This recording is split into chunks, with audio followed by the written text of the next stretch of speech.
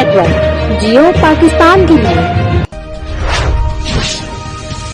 आगे बढ़े और एक और खबर शामिल करेंगे गंगापुर से, जहां हॉकी स्टेडियम गंगापुर में मुनक्कद होने वाला जश्न आजादी टूर्नामेंट गंगापुर की टीम ने कांटेदार मुकाबले के बाद जीत लिया।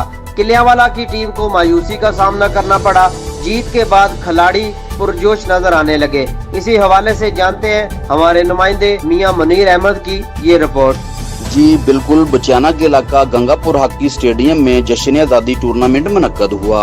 हॉकी टूर्नामेंट का फाइनल मैच किलियांवाला और गंगापुर की टीमों के दरमियान खेला गया, जिसमें कांटेदार मुकाबला हुआ। इत्तेफाक हॉकी क्लब गंगापुर ने किलियांवाली की टीम को 2-0 से शिकस्त देकर जीत अपने नाम कर ली।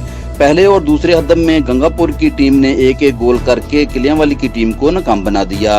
इस मौका पर खिलाड़ियों का कहना था कि जश्न आजादी टूर्नामेंट जीतने पर हम खुश हैं। इस तरह के टूर्नामेंट्स मुनक्कद होने चाहिए ताकि ग्राउंड्स की रौनकें बहार रहें। कैमरा टीम के हमरा GPN न्यूज बचियाना।